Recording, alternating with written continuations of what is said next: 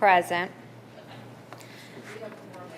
Okay, thank you. Second item, or on the agenda, is going to be the prayer and pledge. And if you'll stand with me, I've asked Commissioner Lucas to please lead us in prayer tonight. If you would, bow your heads.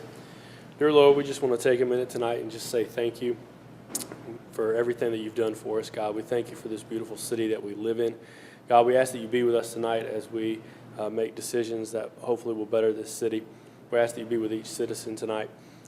Be with them as the summer gets going and they begin to travel. Keep us all safe. Thank you again for everything you do. In Jesus' name we pray. Amen. Amen. And if you will please turn with me and do the Pledge of Allegiance. I pledge allegiance to the flag of the United States of America and to the republic for which it stands, one nation, under God, indivisible, with liberty and justice for all.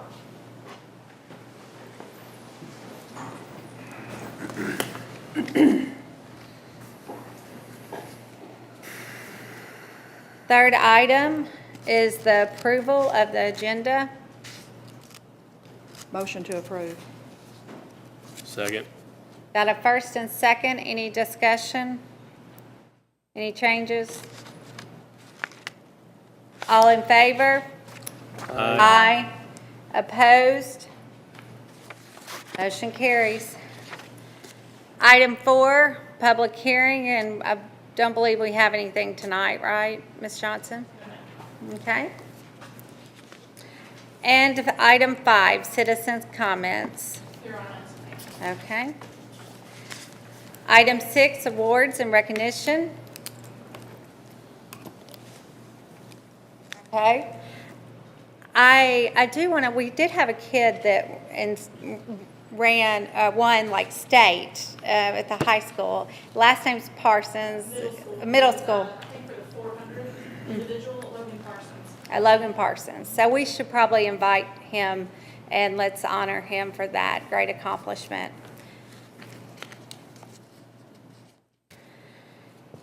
Okay, item 7, public announcements. Does anybody have any tonight? Okay. Item 8, staff comments. Ms. Johnson, do you have anything? Okay. Ms. Costanza? I gotta. Okay, anybody, go ahead, Mr. Paisley.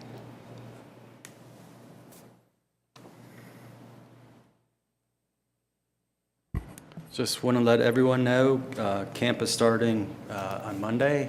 We still have a few places open. We also have the fishing rodeo on June 10th from 7 till 10. That's for ages 16 and under. I had a few questions. Are y'all doing the music events in the park this year? Probably not this year. It just takes a little bit getting everything going with Nancy being her first summer camp season going, so it's a little bit tough on her right now. Okay. I just hadn't heard much about it, and I was thinking it was May was about the time of year, so. Okay, let's see. Mr. Daugherty, do you have anything? Anything else? Okay. Item 10, the consent agenda, which there's not anything. So that will give us 11, old business, which there's not. Oh, yeah. I did? Okay. So let's go in back. Item 9, approval of the minutes. Motion to approve. Okay, got a first. Can I get a second? Second. Okay. Any discussion? All in favor? Aye. Aye. Motion carries. Okay, back to nothing on 10, nothing on 11. Item 12, new business. And that's certificate of occupancy renewal for Fairview Liquors and Fine Wines.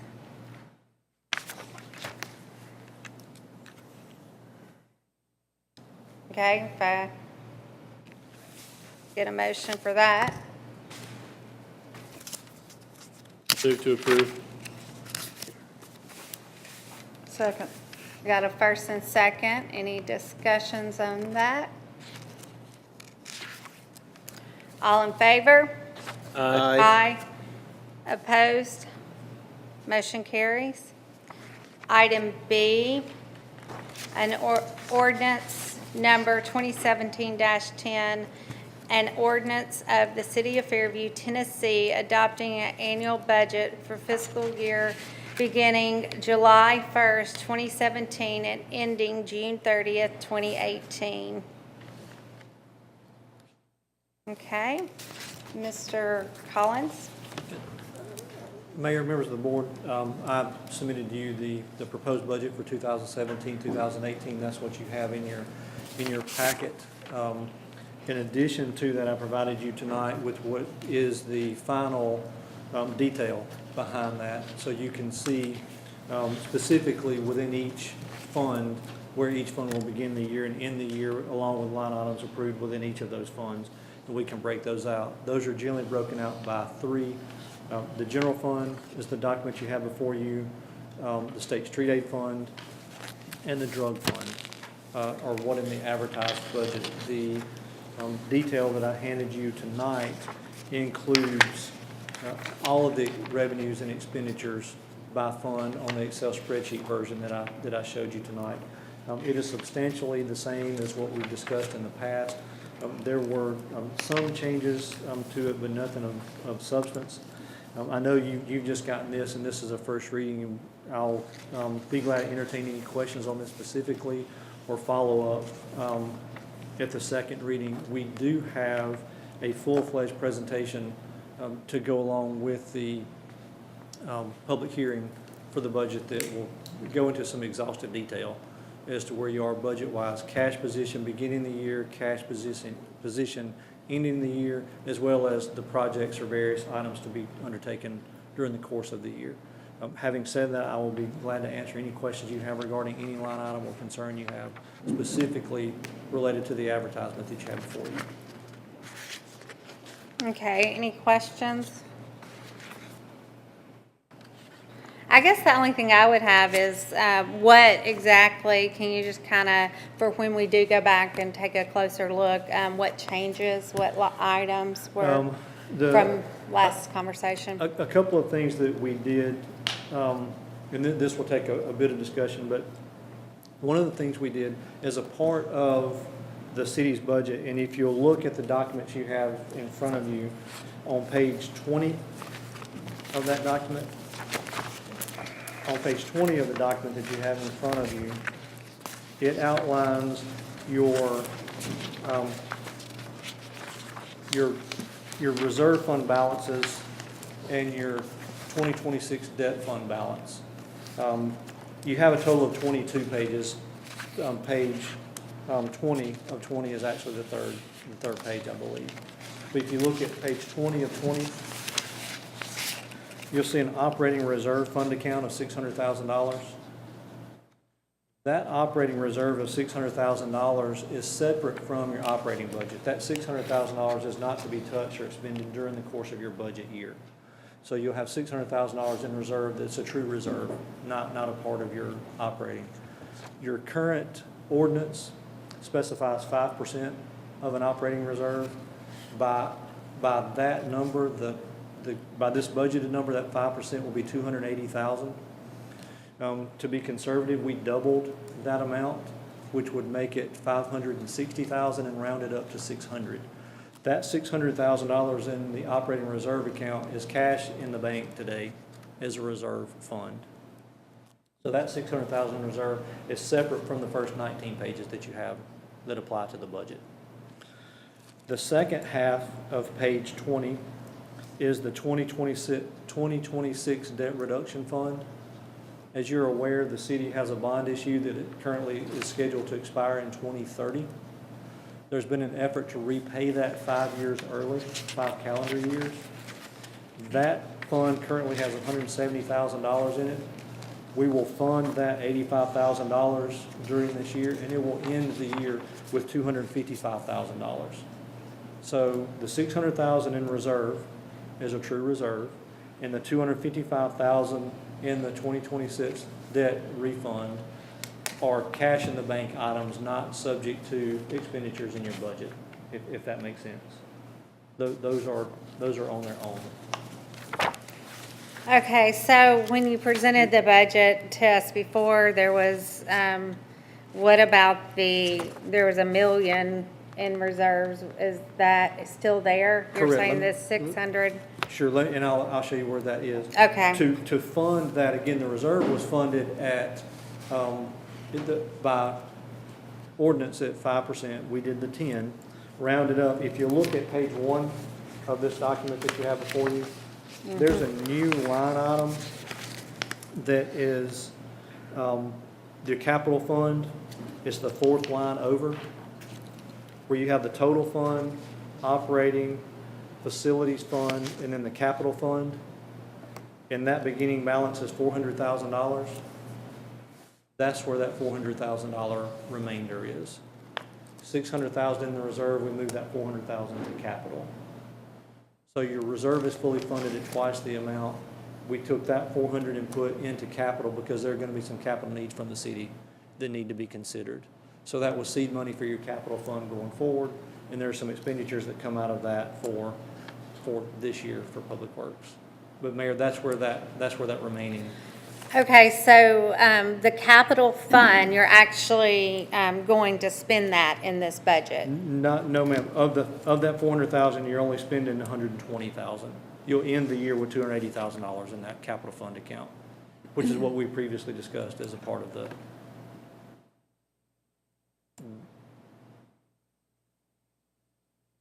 ending year. If you look at page 1, across the top, you'll see where you begin the year. Then you'll see the anticipated revenue for each one of those positions, and then the ending available funds at the end of the year for each one of those funds. And then your revenues and expenditures are outlined.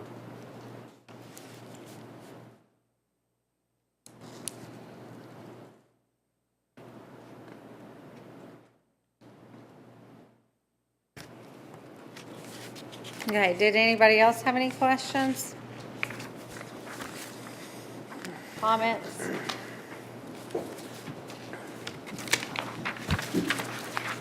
can't see your face, so I don't know if you have a question.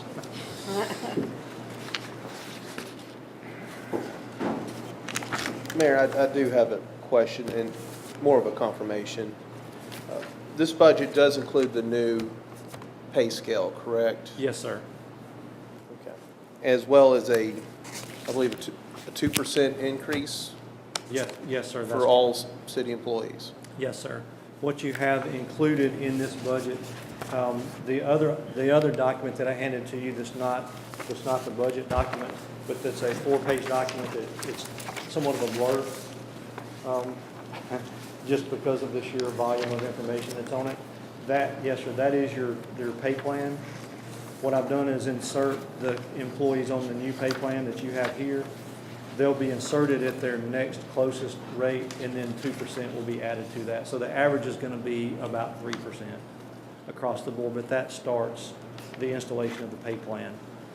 The purpose for that is so that you'll be able to pass a pay plan one time, and then each year you'll just fund your whatever raises, step raise, or cost of living raise based on this pay plan that you have. So the pay plan will be one time.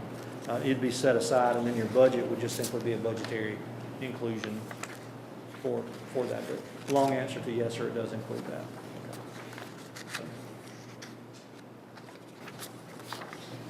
Mr. Hollins, are there any more major changes in the budget? There are not. A couple of things to be aware of. We had talked about some funding, total funding in the park for some capital improvements in the park was $100,000. After we've met and gone through some of those expenditures, we dropped that back to a total of $60,000 in capital and $10,000 in miscellaneous. for some things that would be just improvements to the park generally, for things that citizens could take part in at the park. So that's the first.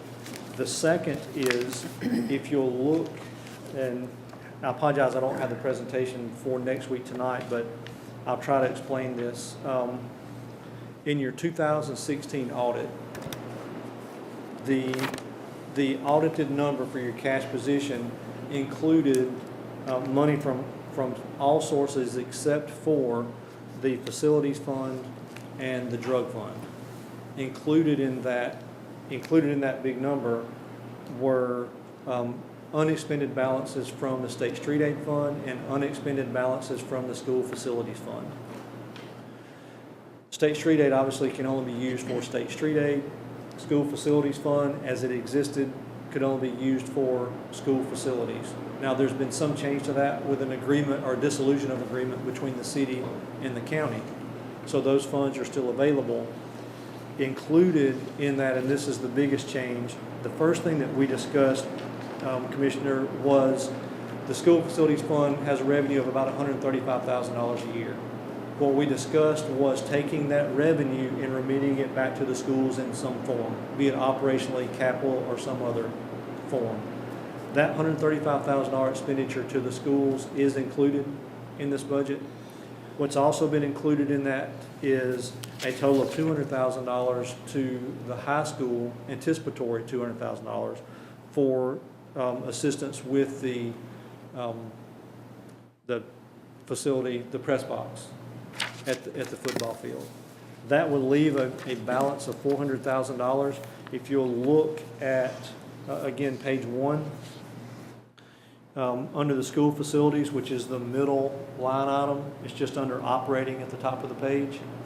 You'll see a beginning balance of $600,000, $135,000 in revenue, for a total available of $735,000. The expenditures were $135,000 miscellaneous to be approved by the board to go back to the schools, $200,000 for the press box. That would leave an ending balance of $400,000. Those dollars in years past could only be used for the school. I would encourage that they could only be used again for the school, but that's the biggest change financially, is that inclusion of that $200,000 expenditure to the school for the press box, regardless of if it takes place or not. That's where it is. So those are the substantial changes. Historically, and I know there have been discussions where I just simply wasn't here a part of over the last several years, 10 to 12 years. In an abundance of caution, just to be careful with some things, as we grow, our needs for services obviously increase. And over the course of a period of time, from what I can tell, was between the fiscal years of 2006 and 2013-14, there were some available funds and expenditures where those dollars are no longer available. As an example, fiscal year 2011, 12, and 13, there was an average of $225,000 in drug fund money that went to offset operations for the police department. There is no more drug fund money, so to speak. The last line that you have, it starts with $94,000 and ends with $81,000. Those costs ultimately have to be absorbed by the general fund. So as we grow, we see those numbers come in, and we know that's going to be the case. The same for the fire department. It's my understanding that a few years ago, there was a grant that paid for some firefighters. That grant has now gone away. We have to absorb those costs out of the general fund and account for the addition of staff. So as we move forward, what I've tried to provide you with is a budget that is precautionary with respect to our reserves, that's realistic with expectation of our capital needs, and funds our personnel needs as we go forward. The staff, and I know Mayor Carroll, Commissioner Crutcher had been involved for some time in making some financial changes, and those were certainly positive for the city.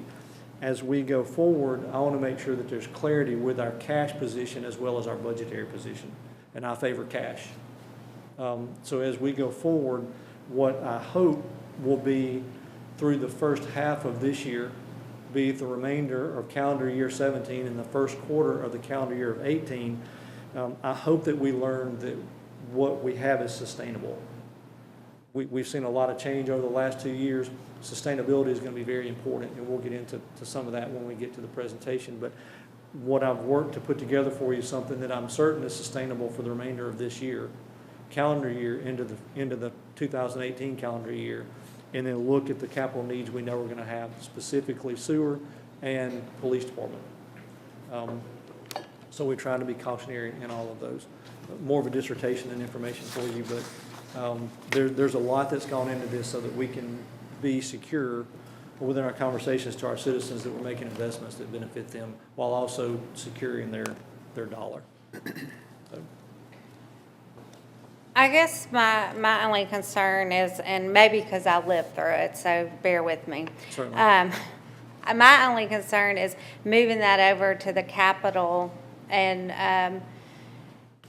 not having it in our reserves. Basically, 525,000 rings in my head was the only reserve we had for a split second, and then all of a sudden it was easily gone. So moving the money in capital and spending for streets, I would like to know exactly, what's included in that. Like, we had talked about there were certain pavements that you were going to get bigger bang for the buck and, move it over for you can get paving done. Is that money included, or is that still set aside? Yes, Mayor, that is included in the state street aid fund. If you'll look at the third fund from the right, the state street aid. Because of that, and because we want to make sure there are no inflated numbers, because state street aid is not reserved. It's unassigned if you don't allocate it to something, but it's certainly restricted. So Mayor, to answer your point, and I'll cover two. The first is the state street aid. We anticipate will have a balance of unspent funds on July 1 of $350,000 cash in the bank, a revenue of $225,000 for a total of $575,000. Of that, $529,000 will be spent on road projects in fiscal year 2017, 2018. Keith has done a good job. We have a preliminary list of the streets that we can pave with that money, and that is included in your presentation once we get that bid. So to answer that concern, that does move forward as an expenditure to have those road projects completed, separate from the general fund. Secondly, Mayor, part of your concern, I want to make sure that we don't overlook this. If you look to the far left at the operating fund, you'll see a beginning balance of $625,000. You'll see an ending balance of $636,690. That $630,000 is over and above the $600,000 that's in the reserve. So if you include the reserve amount of $600,000 plus the operating subsidy or reserve, you're actually at $1,236,000, where you would have been at the $525,000 previously. So we've allotted for the cash flow issues to get you through the year with a beginning and ending balance of the $630,000 approximately, in addition to the secured reserve of $600,000 in a separate fund. Okay. And so what are the capital expenditures for $120,000 going to be? You said streets also, or? No, Mayor, that for the $120,000 is not included for streets. The capital fund is not included for streets. I can flip through the pages and show you just briefly what those capital projects would be.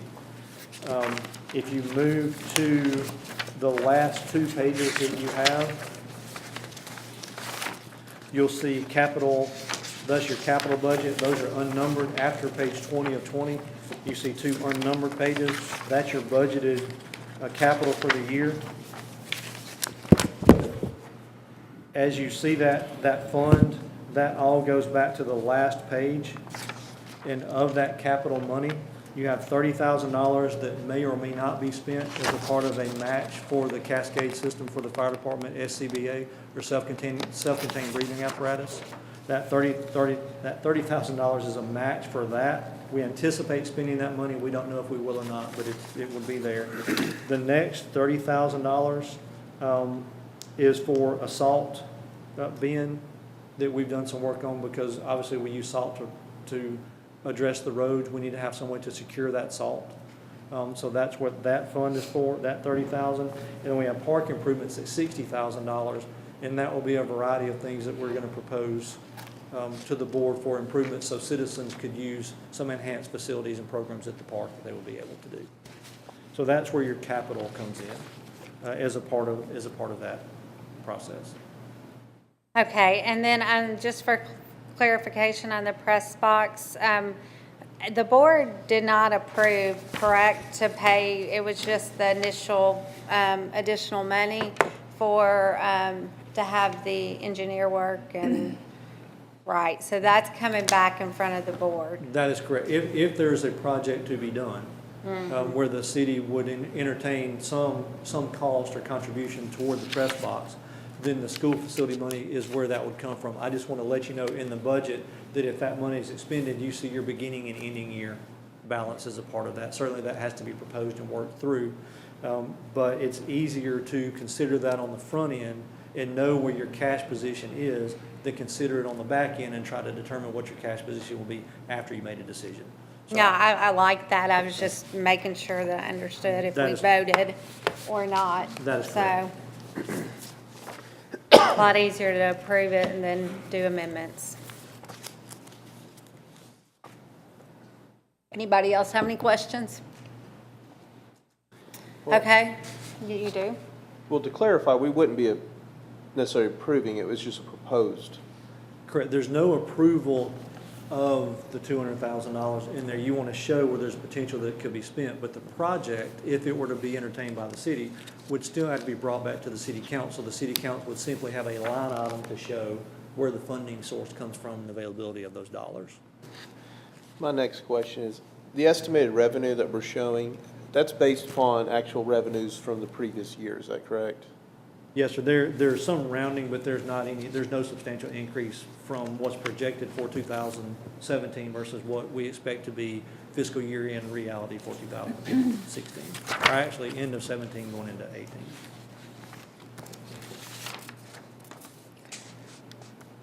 Okay, any other? Good job, even I can understand it. Well, thank you, and I will, before you, just little tidbits of information.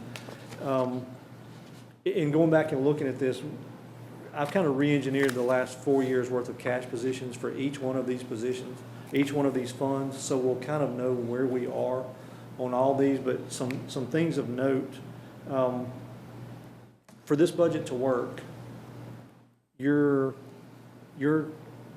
city sales, retail sales in the city of Fairview are approximately $130 million.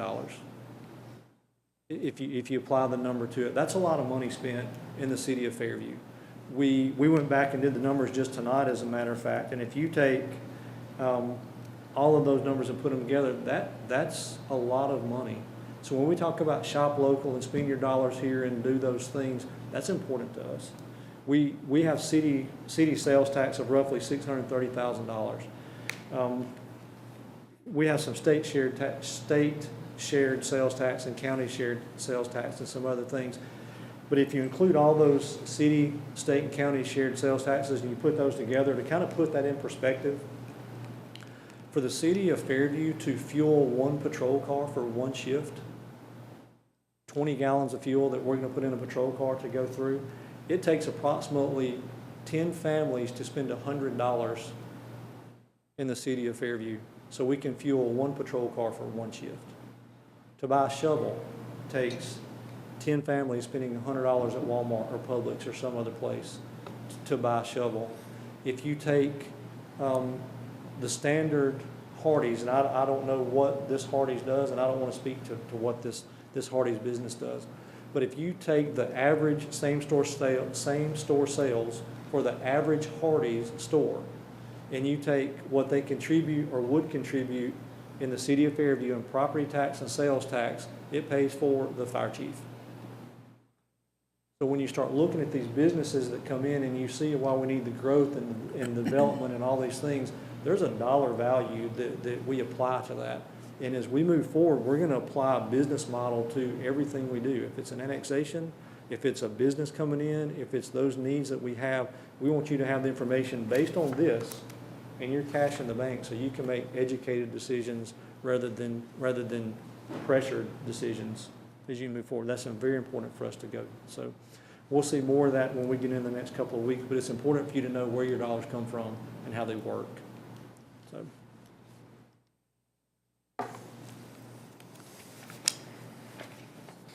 Thank you. Okay, get a motion? Motion to approve. Second. Got a first and second. Any last questions for the first reading? All in favor? Aye. Opposed? Motion carries. Thank you.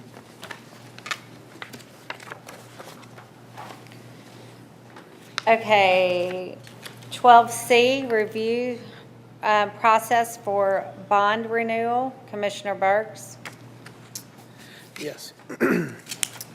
Currently, when we have maintenance bonds and those types of bonds that come up on any subdivision that comes before the planning commission, for those who don't know the process, usually the city engineer proposes a maintenance bond on, say, the roads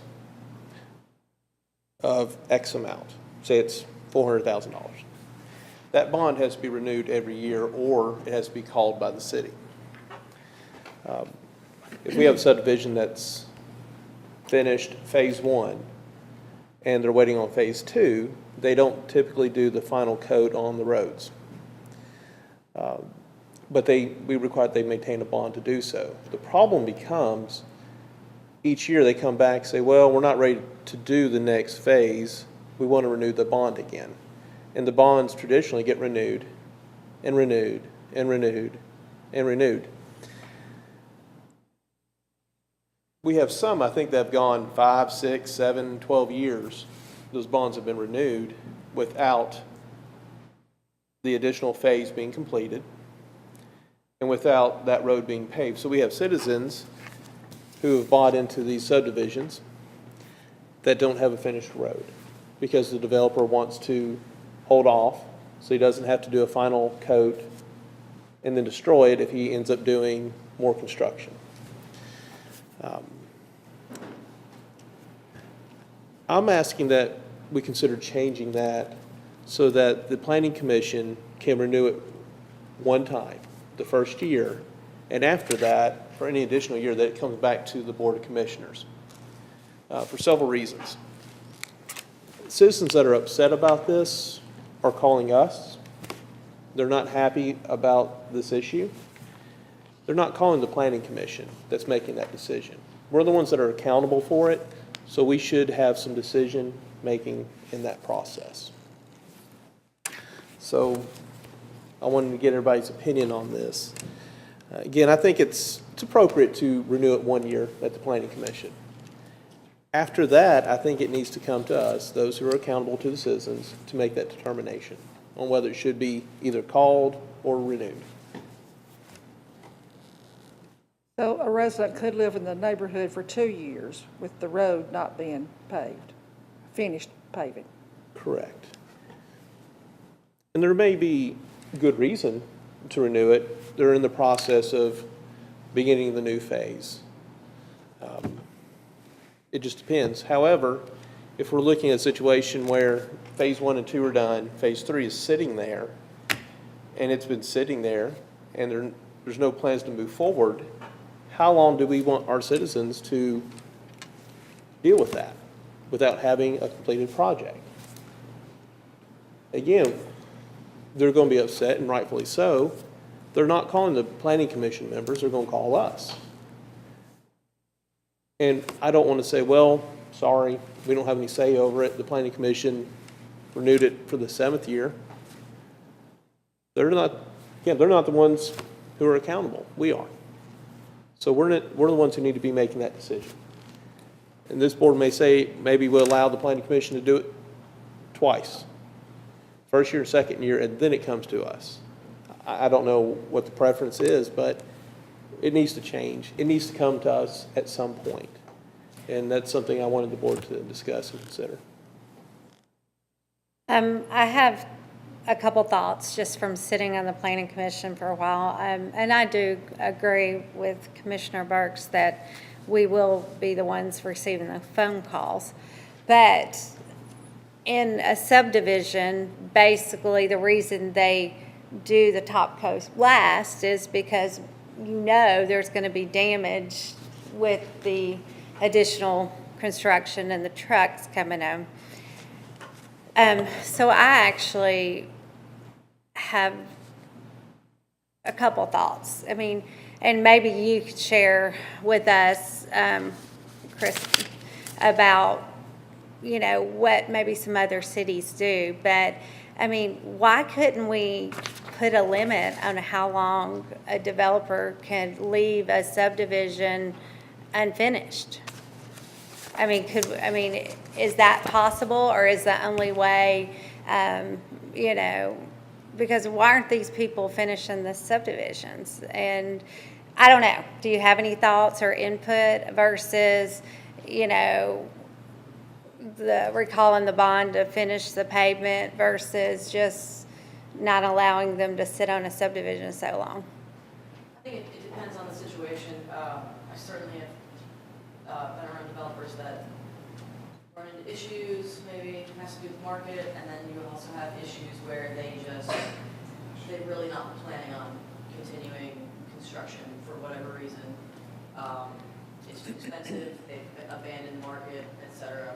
So it's been my experience that depending on the number of houses you may have in a specific phase, you may want to tie that bond or letter of credit to a 3-year time frame if it's X number of houses, and that will allow hopefully the developer to get the construction done in a timely manner.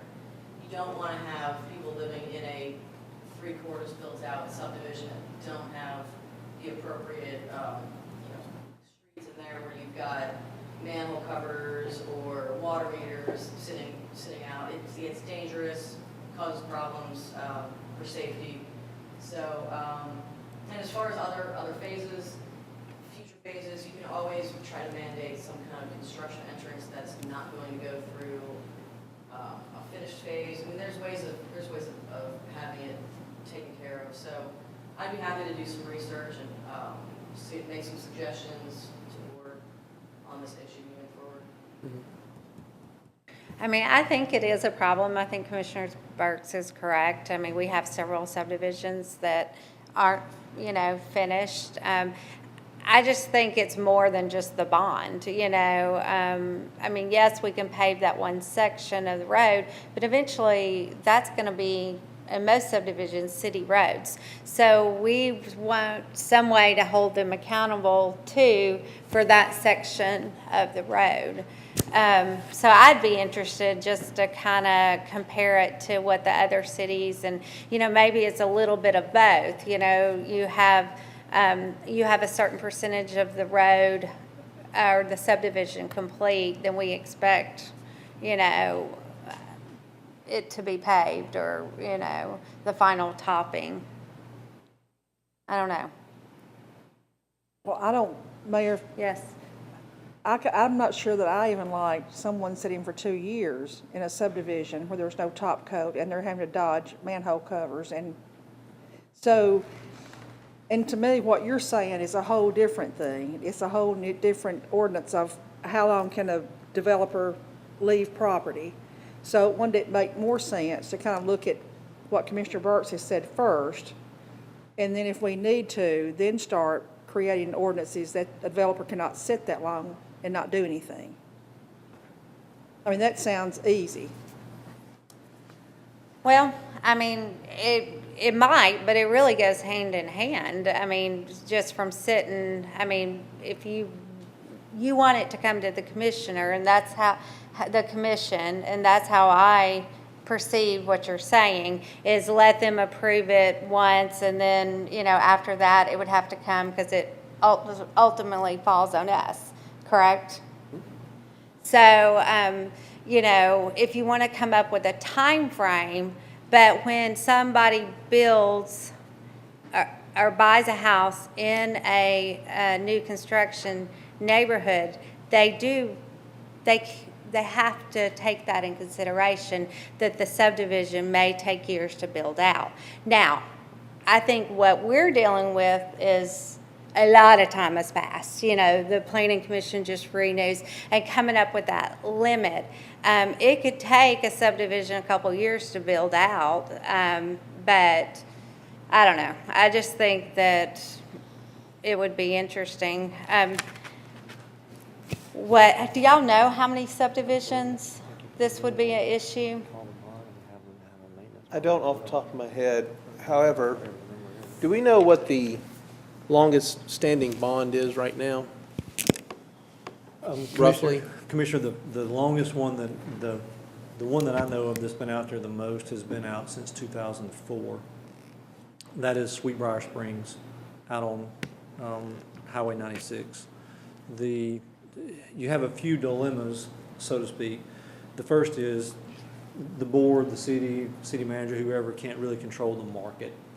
So if the market does well and it builds out quickly, you're ahead of the game.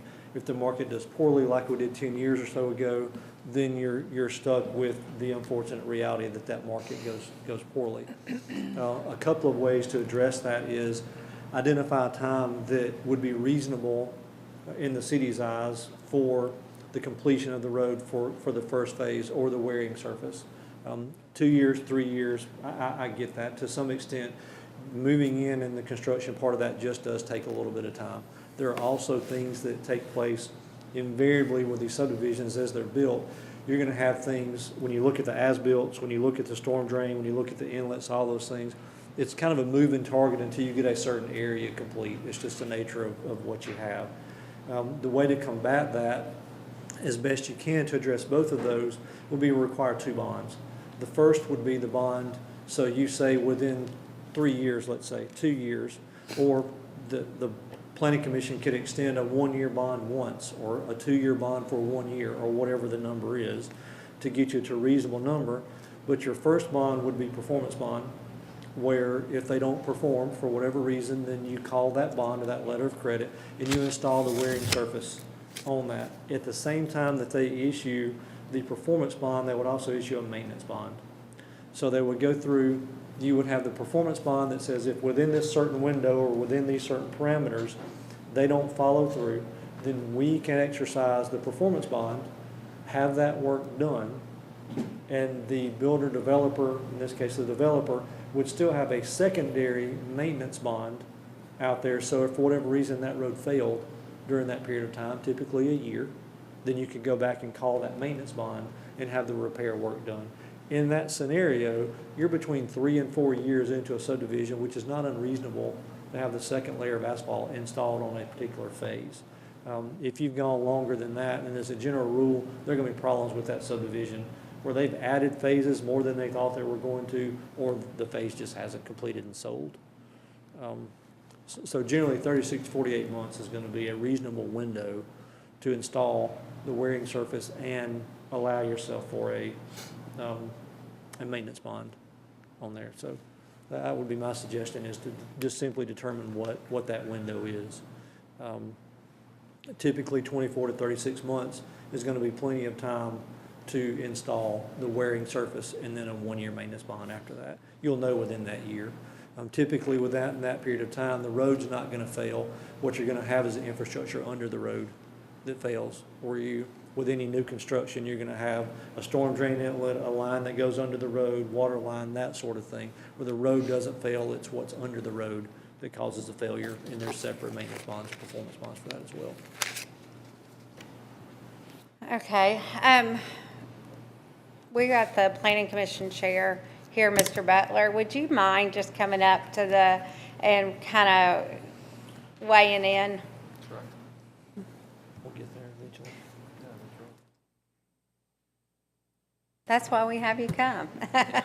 Just a random occasion. Good evening, everyone. I guess I'm just trying to take it all in. I think the biggest thing would be if you do call a bond on a road and they complete the final coat, that would then become the city's maintenance. And so if they come and complete that, and 2 years later they complete phase 2 and phase 3, any of that new construction damage that is created on that final coat will be the city's responsibility to maintain or repair, rather than that developer would be on the front end if they still had that future performance bond.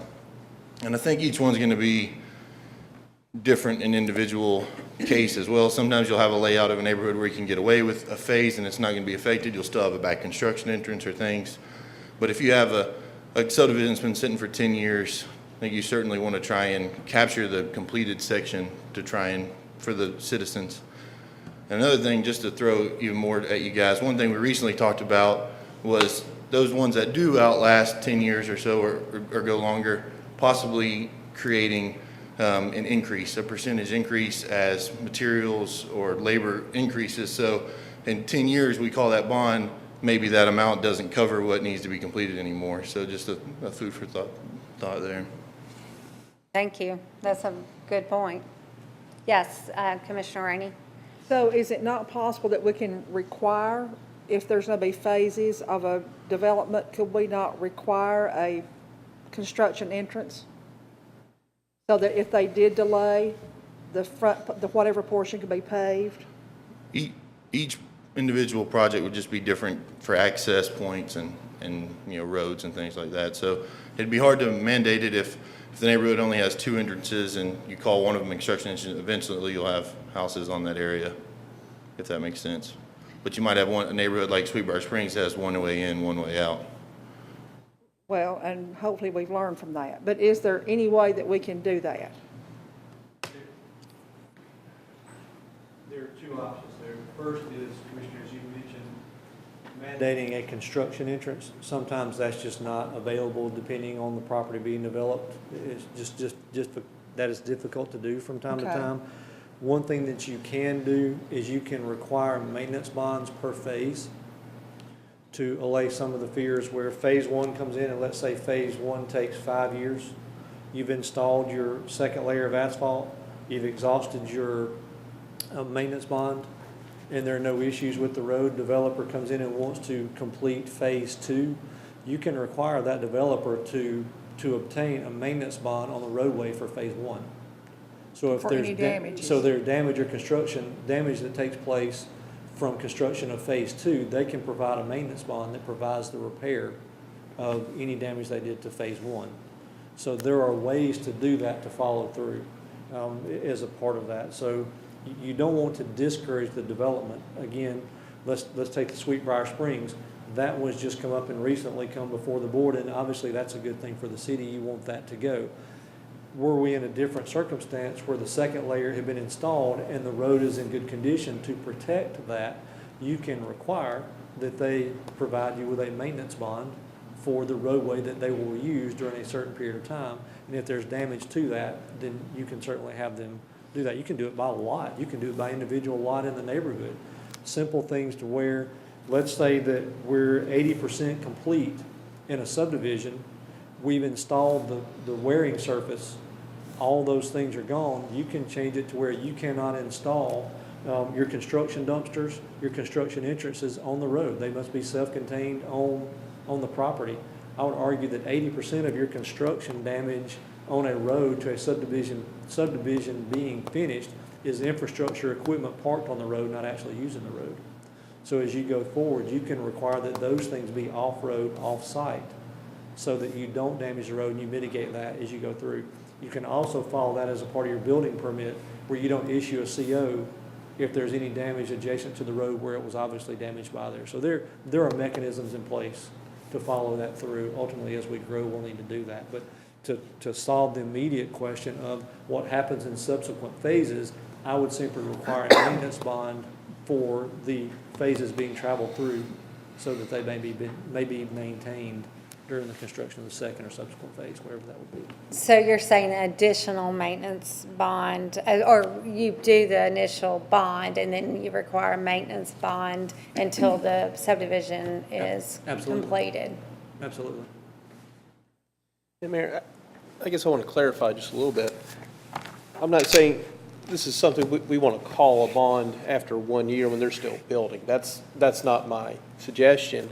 My concern is when we finish phase one, all of a sudden phase two doesn't get started. Another year goes by, it's still not started, okay? they were at year 3 and 4, there's no plans to move forward, but it's not completed, that's the situation where I think we would want to consider calling the bond. Not just year 1 while they're still building. Right. That obviously wouldn't make any sense. It's when something happens that project kind of stops, delays, and dies. That's my concern. I don't want our citizens just left with, sorry, nothing we can do. There is something we can do. We can call that bond. Or let the developer know, we're renewing this for 1 more year. This is it. Get to work, or it's going to get called. I mean, we just have to have some accountability in place, and that accountability needs to be on us.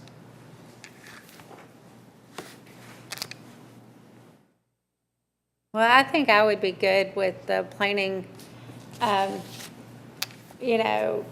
codes department planning, go over, look at some different options maybe that we have to eliminate this problem, and then bring back a recommendation to give us something to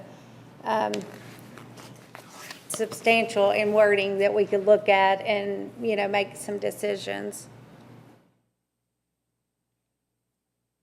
Unless there's a motion tonight.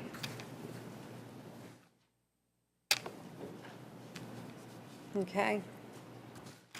Then we will move on.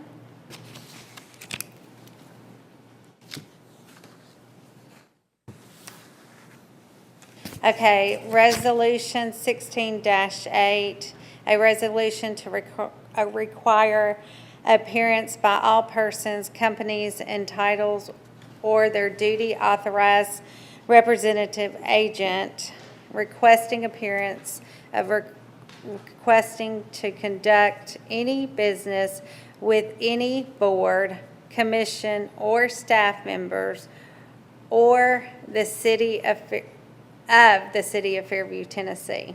So, and do we have who put this on the agenda?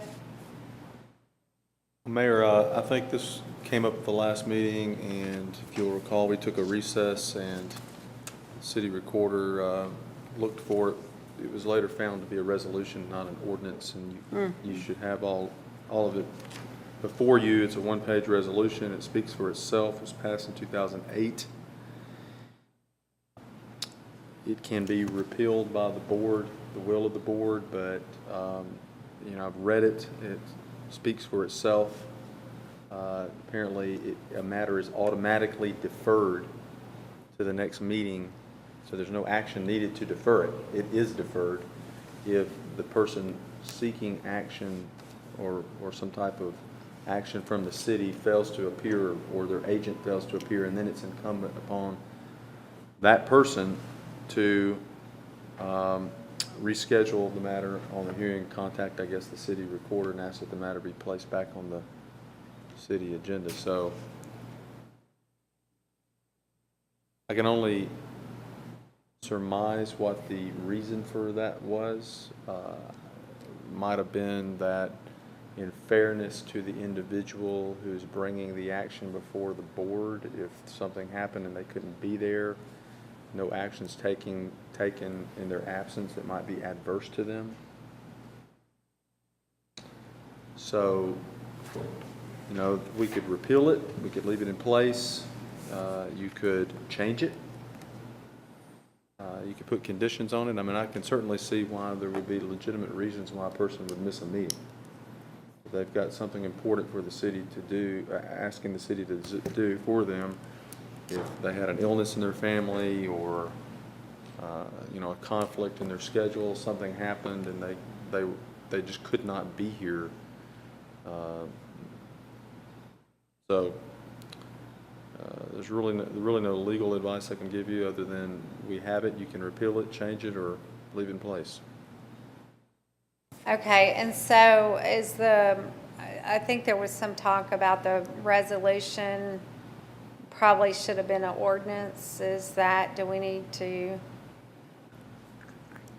I think it's just a matter of, I don't think it needs to be an ordinance necessarily, because I think it's just a matter of how you conduct your it's a procedural rule, how you conduct your business, your meetings.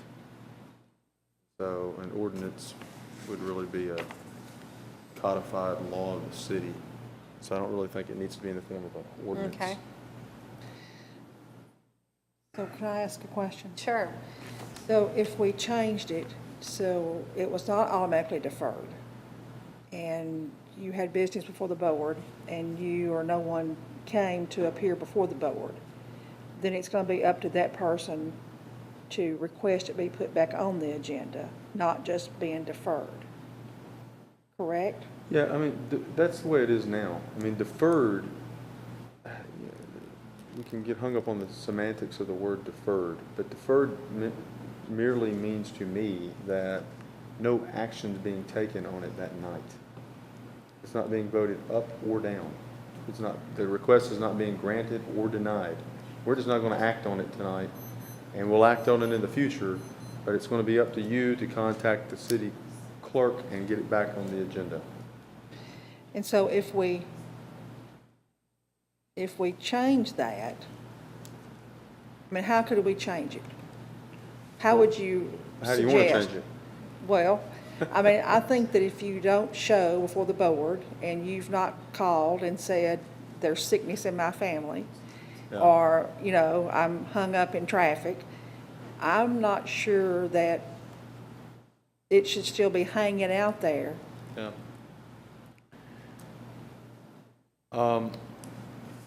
I think everything's a case-by-case basis. I mean, we can conceive a lot of different hypotheticals about why someone might not be at the meeting and why maybe they couldn't get a hold of someone. I don't know. I'm just playing devil's advocate with you for a moment, but I could imagine that maybe someone's on their way to the meeting and maybe there's a traffic accident. They can't get to the meeting, and they certainly can't call and tell anybody they're not going to make it, not in time. I mean, so there are a lot of hypotheticals there.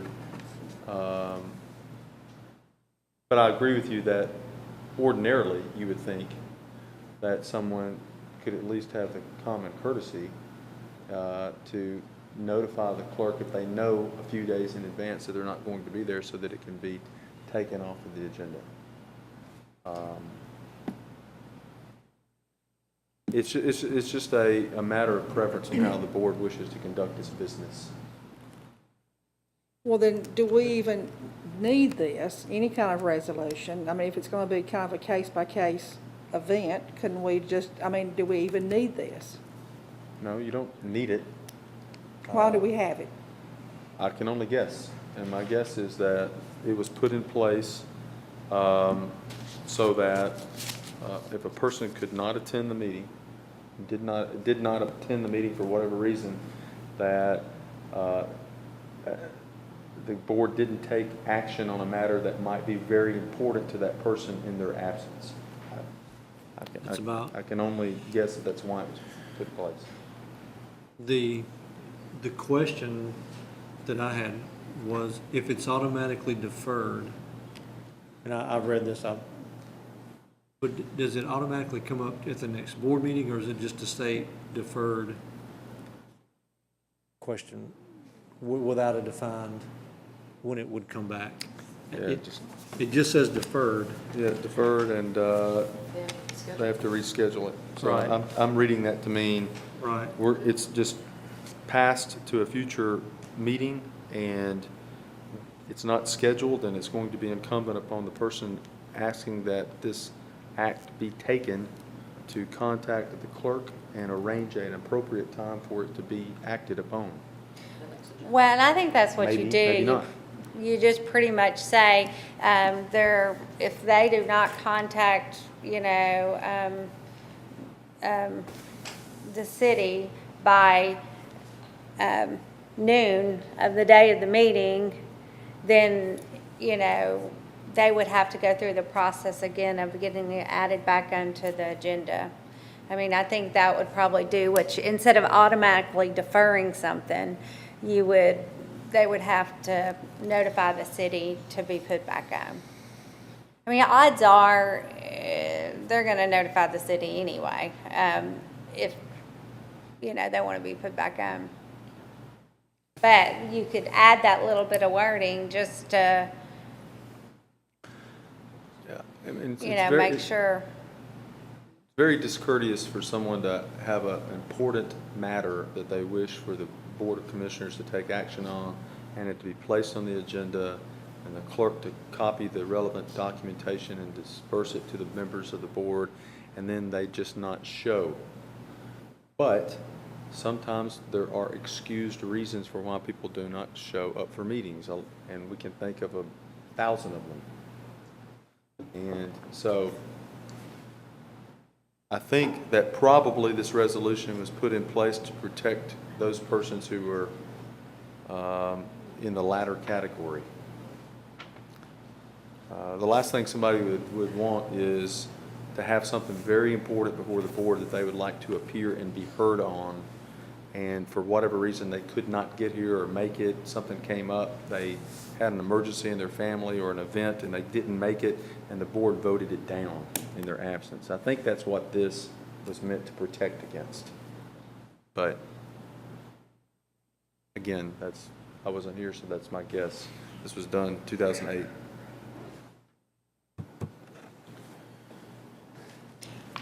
I do think people need to be present if we're voting on something, and just as much for the fact of we want to be able to ask them questions and know what they're doing, and, you know, and if they're not present or representative, obviously we don't need to be voting on something.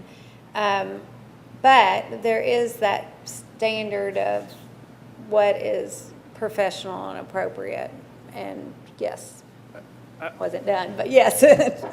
Go ahead. So if I understand it correctly now, the way it is, there is no option but to defer it if they don't show up, correct? So I don't like that, Yeah, because at this point, John Smith could have something before the board, not show up. We have no option but to defer it. John Smith calls back again, something else comes up, he can't make it. We have no option but to defer it. And this could potentially, if we're talking hypotheticals, go on forever. I do understand what you're saying. When issues come up, maybe you can't get there. Maybe you're the one that's on your way here, but you're the one in the car accident. You know, and you can't make a phone call, you know, or whatever. But I would like to see potentially the board be able to have the option to defer it or go ahead and take action on it. And if the person doesn't show up here, you know, maybe the board is just an agreement between the board, just, you know, in fairness to them, defer it the first time. You know, we're still doing the same thing, but we have the option to also take action on it if we feel we need to. I just don't like that we don't have an option, because there basically isn't one. I'm not aware of another municipality that has this resolution. So I've not seen it before, but. You had something, Commissioner Burks? Yes. I guess my question becomes, when is Mr. Potter, I'm sorry, I'm going to need your expertise for just a second. When is the city required to put something on the agenda for anything? You're not. I mean, I think I understand your question, but you're not required to just put something on the agenda because someone wants it on the agenda. But presumably, most of the time, this resolution is going to pertain to matters that may have come through the Planning Commission or some other body that is going to require it to come before you for final approval, I would think. Correct. So, and by putting it on the agenda, the city is taking the action they're required to. Then if they don't show up and it's deferred, it's then out there. Or is the city then required to put it back on, having taken that action already, of which that party chose not to avail themselves? I may not understand what you're asking. I think that the current draft of the resolution just means that you're not taking action on it at all on the night that it's on your agenda because they're not here, and it's just sort of continued indefinitely. until they ask the clerk to get it back on the agenda. Now, that could be problematic because you could see how something could just sort of hang out there indefinitely. I think it might be prudent to, you know, if something is deferred for, you could say, you could put a limit on it. Shall be, you could actually define that shall be deferred to the next meeting, and action shall be taken at the next meeting or something. I don't. Well, and I guess what I'm trying to get to, the city is required to take certain actions and place certain things on the agenda, specifically items that come through the planning commission. After it gets a positive recommendation, it then comes before the board on the next, usually the next meeting or thereabouts. And the city is required to do that. Okay, so they're required to take that action. If that party then does not show up for that meeting and it's deferred, is there a requirement that the city has to put it back on the agenda? I think currently the way the resolution is drafted, if you're following the resolution, yes. Yeah. I sort of like what I think Commissioner Lucas was intimating, and that is that the city should have the option. And having not seen another municipality have the same resolution, I would not, I couldn't complain if you rescinded it. And you just deal with these things on a case-by-case basis. Well, I do think something for sure that I'm not voting on something. If you're not bringing a representative, I'm not voting on it. So I think that part is good. I think to me the question is, if we just stricken the part about, you know, just totally take out that it's on the next agenda and just, I mean, that's really assuming that they automatically just keep getting put back on the agenda. So I think if you take that part out, it would kind of take away some of the concerns. Mayor, if I may. Yes, you may. It doesn't say it's automatically on the agenda. It says that it's up to the person who didn't appear to ask for it to be back on the agenda. It's just deferred and still hanging somewhere. Well, for some reason, our practice, and maybe that's not in, you know, in any kind of resolution, but we just automatically do that. Maybe we just stop automatically doing that. We're done. I think maybe the better approach might be what I just said, and that would be, if you're really concerned about this, I have confidence in this board's ability to ferret out whether or not something ought to be deferred or not. You can look at it and you can know this is something that we really require the person here. Here's the flip side of it, taking a very kind of pessimistic view of this. There might, based on this resolution, there might be an action that you really want to vote down, and someone is avoiding a no vote by just not showing up for the meeting. And I guess that's what I was getting to in a roundabout way. If that's the situation, and it keeps getting, or it's deferred because someone does want to avoid that no vote that they assume will come outside of some change, at what point do we say, well, we don't have to put it back on without you going through that whole process that got it there originally? Unless one of the board members wants to put it on the agenda, obviously. I think it depends on the matter, Commissioner Burks. I think if it's a matter that, I'd have to think about that, but I would think that if it was a matter that came through the Planning Commission, it was approved by the Planning Commission, it would need to come before the board for action to be taken. But it could be something that is, hypothetically, it could be a citizen wanting the speed limit lowered on a road, okay? Or, so, I mean, I can think of all kinds of hypotheticals, and they come before you, and they've kind of counted the heads, and they know we're going to get a no vote on this, so I'm just going to not show up tonight. I'll show up next month.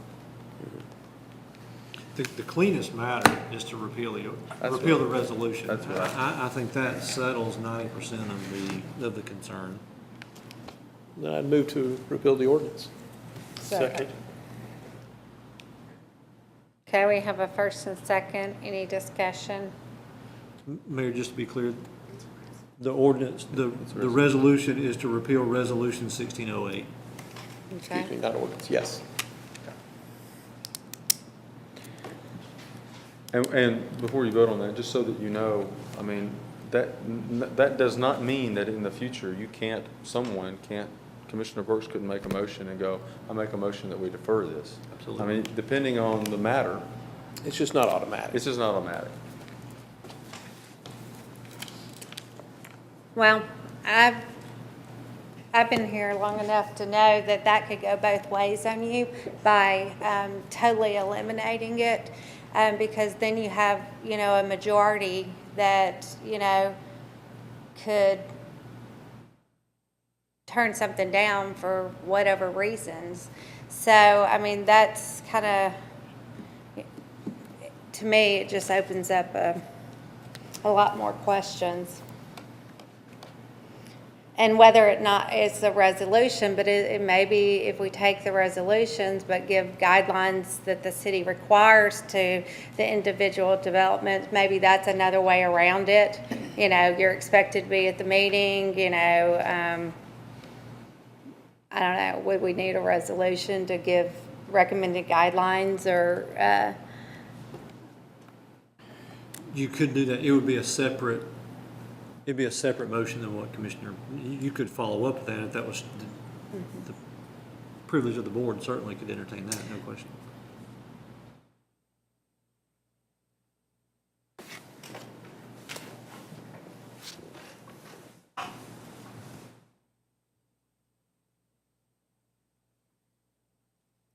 okay, any other discussion?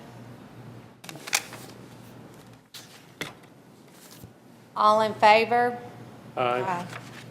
Opposed? Nay. Motion carries if you.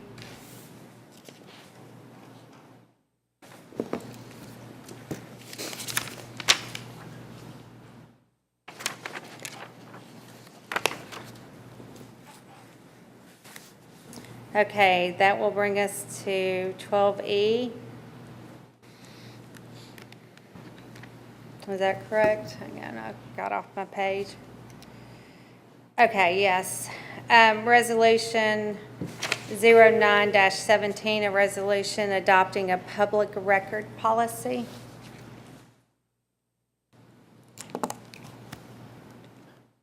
This is an update from the state of Tennessee is requiring to update their current policy. Everybody has to adopt this by July 1st. There's a few small changes to our current policy. One is simply defining who the public records custodian is and who to make the request to, which would be the city recorder, is defined in here, and the contact information. Also, you can accept requests for copies of records through fax and email are also acceptable matters now that it's been spelled out. Also, a couple other things, which waiving copies, waiving fees when they don't exceed $2, some of those small ones, we're not going to charge because it takes more time and effort to charge for those than it does.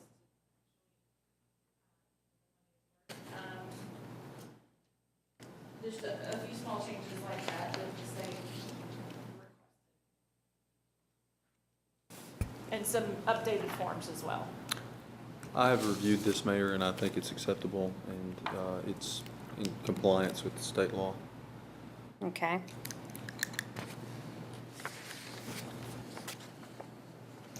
Get a motion? Move to approve. Okay, and can I get a second? Second. Okay, we got a first and second. Any discussions or question for Ms. Johnson or the attorney? Okay, all in favor? Aye. Aye. Opposed? Motion carries.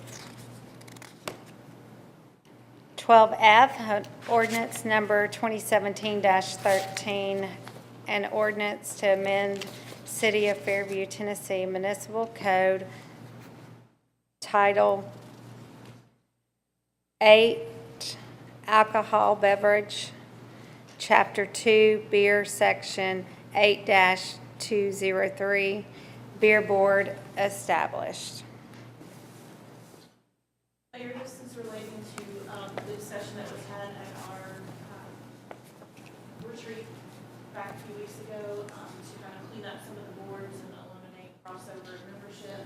This one here would actually make the beer board would consist of the 5 members of the Board of Commissioners. Okay.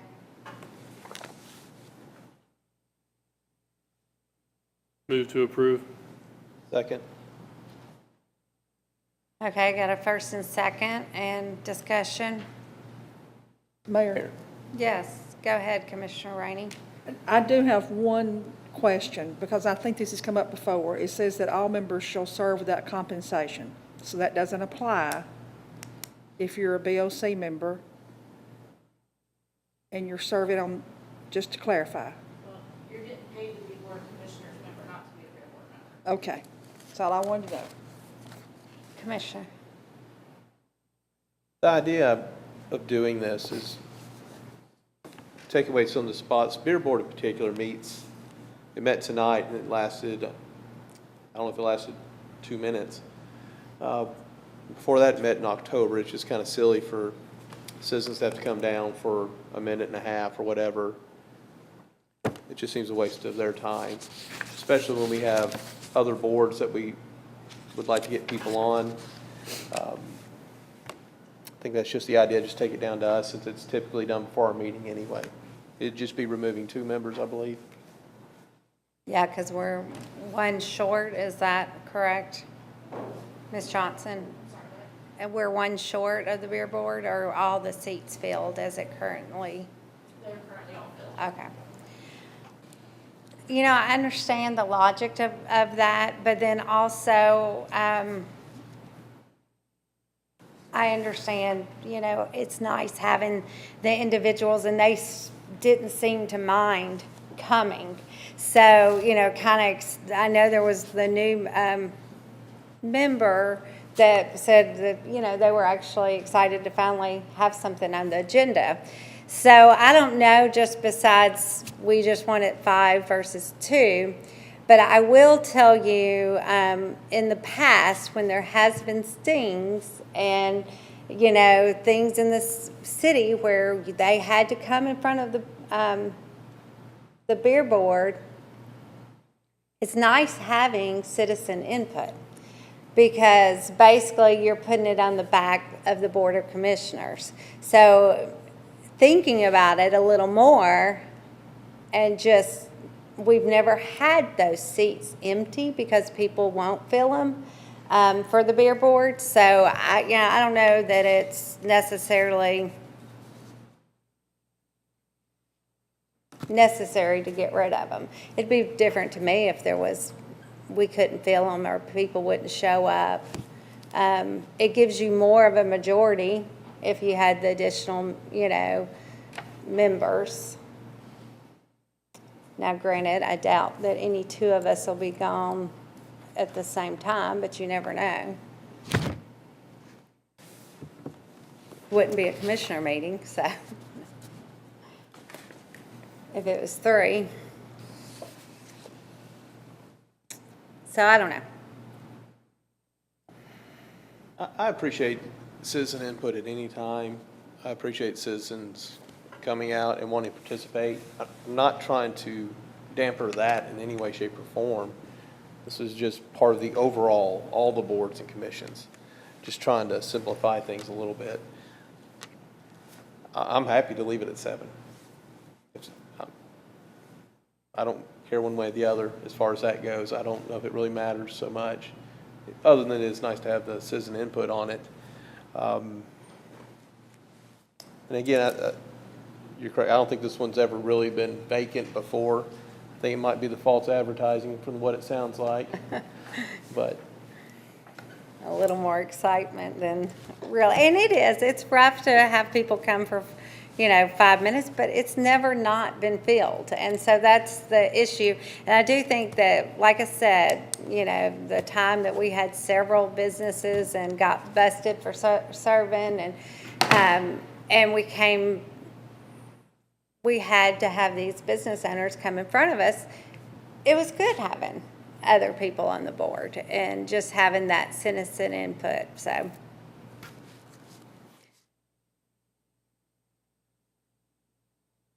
Any other discussion?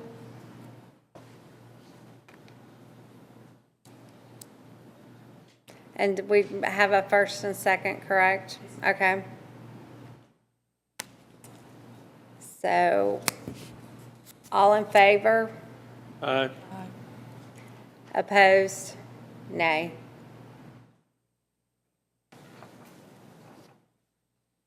Okay.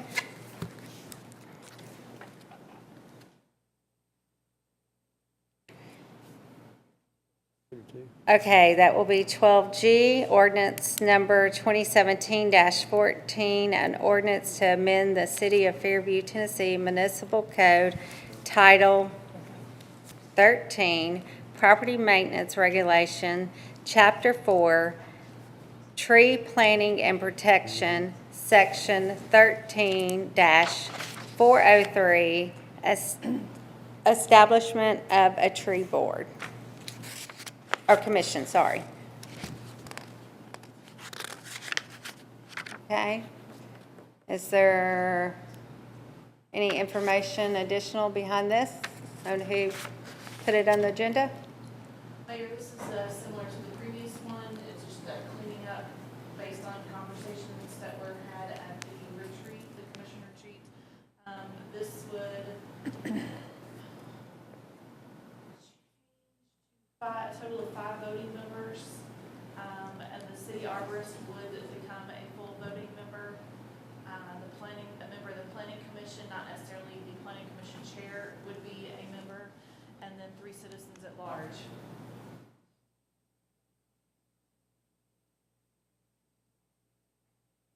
Ms. Johnson, can you, all right, tell me again who would serve? City arborist Okay. would become a full voting member, a member of the planning commission, any member of the planning commission, and then 3 citizens at large. And then we also said there'd be one person from the Board of Commissioners sit on that committee and report back. I think that was the discussion, that each committee would have a BOC member on it. I mean, I thought that was a discussion at the workshop. It was. I think we went back and forth on that,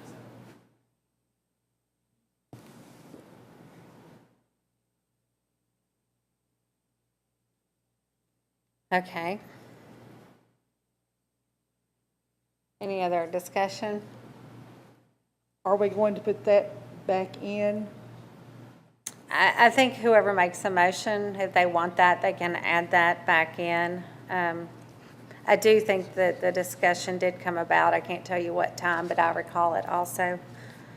Commissioner Rainey? Do we not then run the risk of having an even number? 6? It would, For voting purposes, that seems like that might be problematic at times. It may never actually occur, but it's a possibility. And I don't remember the city arborist. yeah, I don't either. I don't remember the city arborist being given voting privileges. So I think it was the BOC member. There would be one on every board commission to report back here. And I don't remember the city arborist being a voting member. When we had the discussion, my notes were that we would have, the arborist was a voting member, the Board of Commissioners would elect a member of that body to be a voting member, and then the 3 members at large appointed by the Board of Commissioners.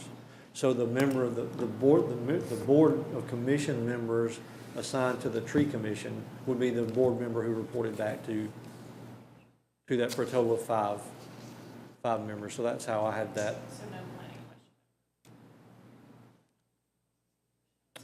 planning commission. I'm sorry, you're right. The discussion was what Kristen had, if I remember correctly. So you would, in that instance, you could change that how you wanted to. If that were to satisfy that, then you would have 3 members at large, a member of the planning commission voted by the planning commission, a member of the Board of Commissioners voted by the Board of Commissioners, and the member of the Board of Commissioners would report back to the Board of Commissioners. Is that, So that's 5 people. yes. But we'd have to amend to remove the arborist as a voting member and replace that with a person appointed by the Board of Commissioners then. To replaced by BOC member. They would just be advisory. The city Just arborist advisory, would just be okay. advisory. Well, and typically, city staff would not be, and he's actually paid by the city, so, I mean, I don't know. Paid staff members normally don't get to serve on boards and have voting rights. So then, do we need to remove the arborist? If we remove the arborist, we're back to 4 members that are voting. No, No. Okay, okay, I misunderstood what Mr. Collins said then. So we then put the BOC, who's not advisory, is a voting member. Yes, sir, that's correct.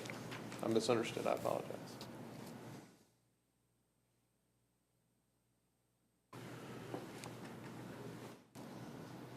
okay. So do we need to make a motion Yes. to amend the, No, actually, it's an ordinance, so it would have to come back. You can make changes in between the. First reading. First, yeah, that's what I was trying to say.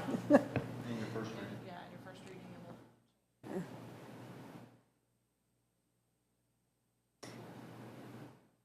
will. You can approve it, and then the attorney by the second read will add the things. But you can approve it with these additions, or however you would like. are we clear on what the additions are? So the tree commission would consist of 3 members at large, a planning commission person voted on by the planning commission, and a member from the Board of Commissioners appointed by the Board of Commissioners. Yes, is that your motion? That's my motion. Okay, we have a motion, and then if I can get a second. Second. Got a first and second. Any more discussion? Didn't we have a standing motion already? Okay, I apologize. Okay, no more discussion? All in favor? Aye. Aye. Opposed? Motion carries. 12H, ordinance number 2017-15, an ordinance to amend the City of Fairview, Tennessee Municipal Code, Title II, Board of Commissions, Chapter 3, Park Commission, Section 2-302, Membership, and Section 2-304, Terms. Again, this is for the Park Commission, similar, adjusting the membership. This one, we propose 4 members at large and then 1 park. Okay, this would be also the same situation where a commissioner was to be on the board.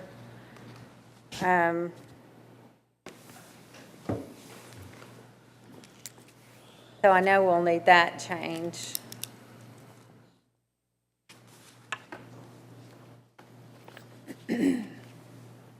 So that would give 3 at large and a friend of Bowie Park member, correct?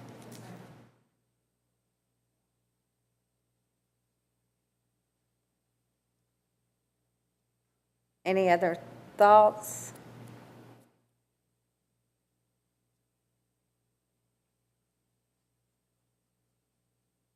Okay.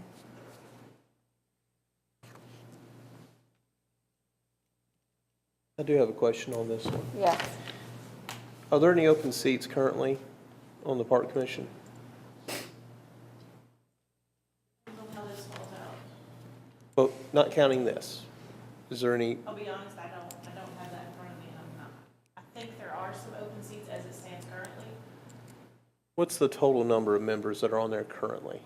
Hang on, Mr. Butler, can you join us?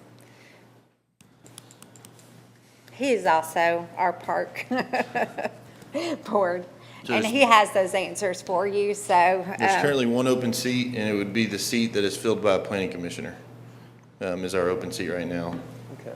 We have Also an open seat that was just released by the planning commission. Oh, yeah, yeah, so That's true. there's Be a two. second Yeah, that's what Yeah. I was trying to remember. Well, one of the seats is currently filled by the Friends. One of the seats is currently filled by the city historian. One of the seats is filled by the planning commission. And then that would be the 3 seats there. Yeah, so I believe Keith was showing us 7 total members. Yes, currently, on there, we have a planning commission member, a tree board member, Historian. Dr. Rice, Yep. Friends member, you have And 2 at large. two at large, and then a commissioner. Okay, so we have 2 empty seats, one being from the planning commission. Okay. But if we pass this, it'll take care of that. We'll be full at 5. I have a suggestion. With the other one, we just did 3 at large. I think we should stay similar, and I see a need for the tree commission. And I know our purpose is not to have these people from, and Mr. Butler is a great example of, because he's willing to serve, all of a sudden he gets stuck on every board. But I do see a need for the tree commission member to be on there, just because so many times in our discussion, they go hand in hand, especially things that they just are talking about. And so I don't know if anybody had any thoughts on that. Well, obviously, those people can still come. Nothing would say you can't come and give your advice and discuss. Nothing would prevent that from happening. The problem we're running into is vacancies. And it seems like the same people are on 2 or 3 boards. Then if we lose that person, we've now lost 3 board seats. And I think that was the idea of what we were trying to fix, is some of that problem. Someone runs for office up here and gets elected, God bless them. But they've got to come off those boards, and if they sit on 3 different boards, we got empty spots again. We're just trying to prevent one person leaving be such an impact. I hope anyone that's been coming to these meetings would continue to do so and put forth their ideas. But it's just having that requirement and having that empty seat, because it also can affect the quorum and all of that. I was talking about, of course, they could come to a meeting. We could go to all the meetings, but I was talking about the benefit of the city of just having that, being able to fill in those blanks between the 2 committees. But I think there's other ways, like you said, that they could participate. And maybe, the commissioner that's on the tree board or park board can make sure that the 2 commissioners are communicating, and that way there's not those gaps of information. And Mayor, I think too, I think one of the things we talked about at the retreat and the workshop was that if we put a commissioner on each board, then there'll be more communication here during meetings to discuss what's going on in those boards and commissions. So I think that will open those lines of communication more too. And maybe we can talk to the people on the beer board about getting a job that's going to give them more hours to volunteer rather than the 2 minutes at the beer board.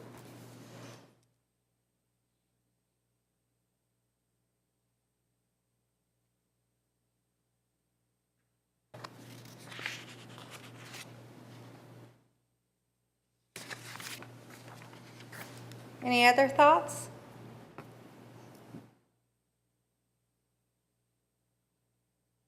Okay, well, we'll move on. Did we get our motion like we needed it?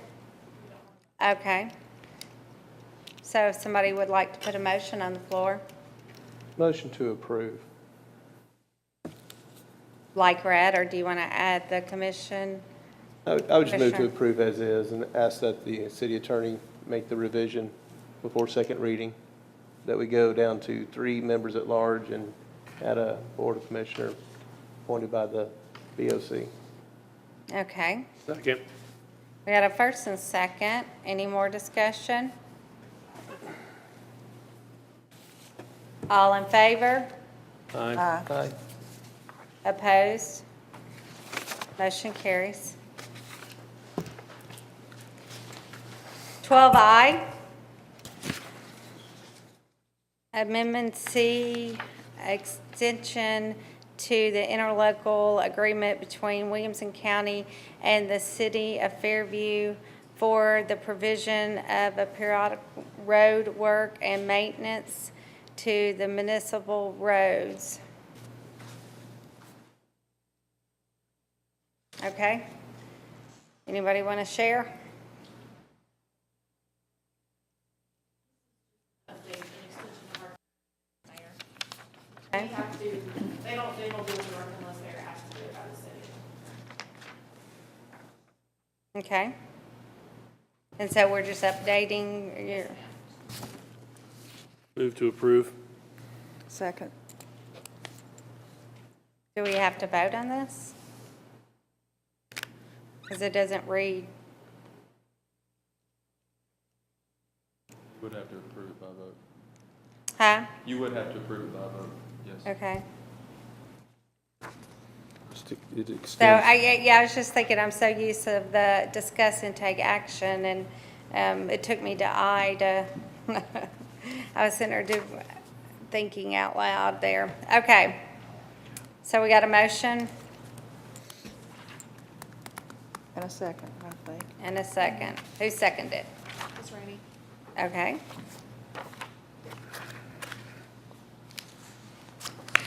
Any discussion? All in favor? Aye. Aye. Opposed? Motion carries. 13A, miscellaneous updates. City manager. Mayor, one thing for you tonight, as we discussed, and we'll have at the next city council meeting, which will be June 15, we're gonna have a new department head open house.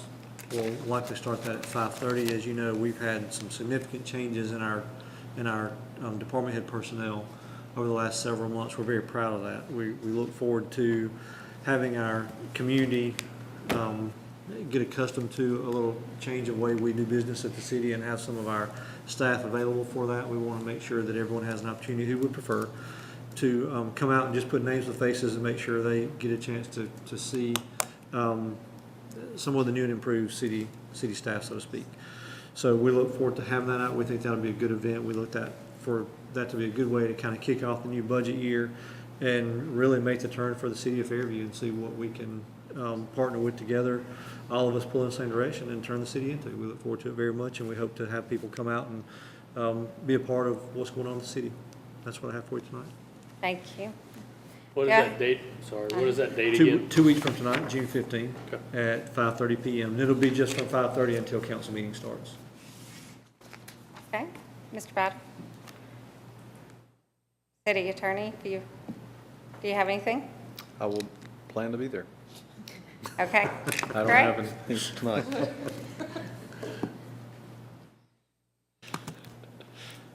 Okay, that will leave us with the Board of Commissioners. If you would like to go first, Commissioner Rainey?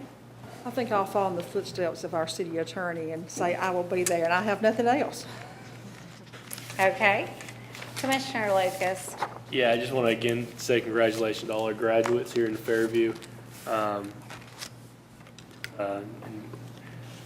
Their parents on everything that they've done to get them to this point.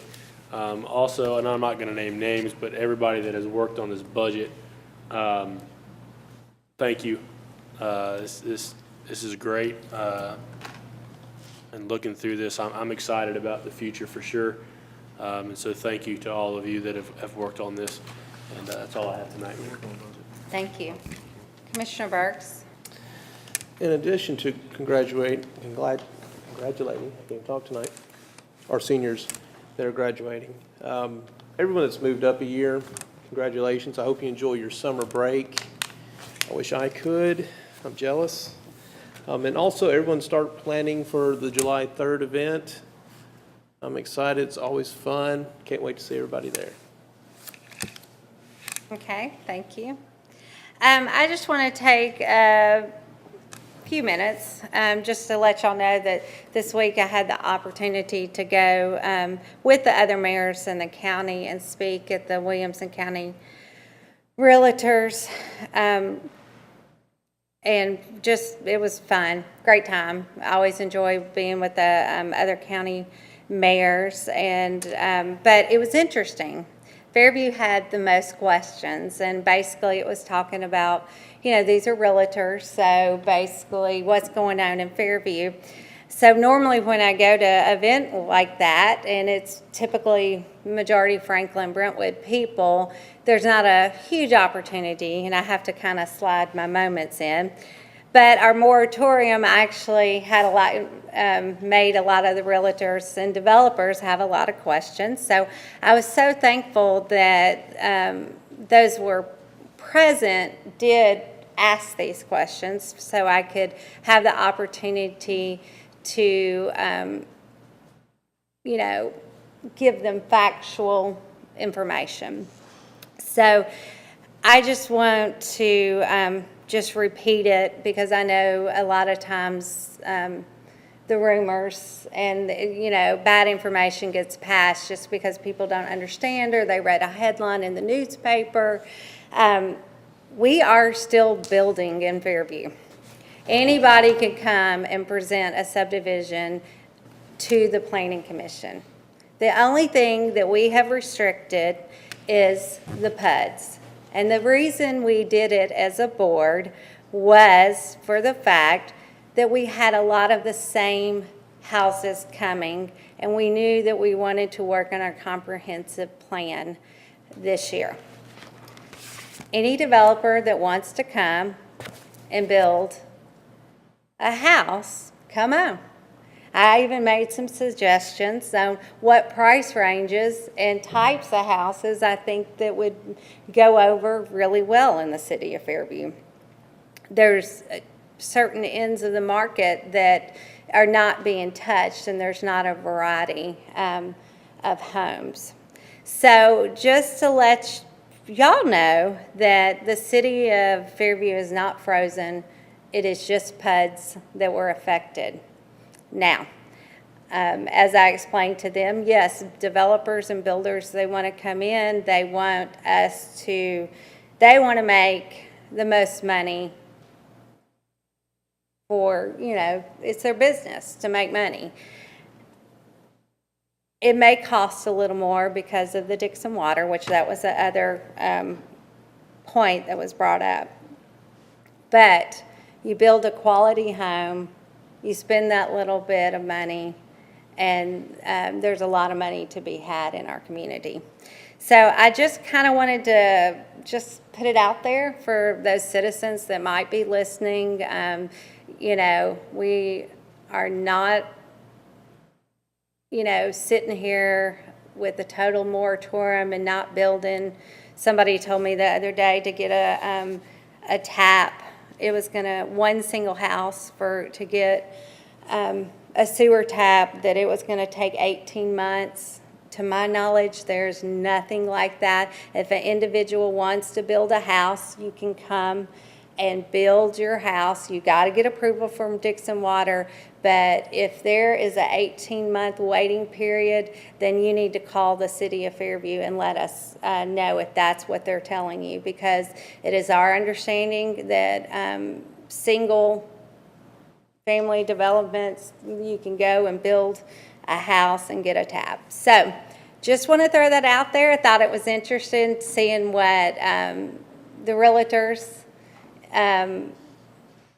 were asking questions about and what they thought. So love the opportunity. Invite any of the citizens to call us and let us explain and just get that positive. We are not at a standstill. There still is development. We're just doing it smart. And I did have a lady come up after and tell me how much she appreciated. They had just heard so much, and glad that I could come and answer some of those questions. So with that being said, if I can get a motion. Motion to adjourn. Adjourn? Yep. Second. Okay, we're adjourned.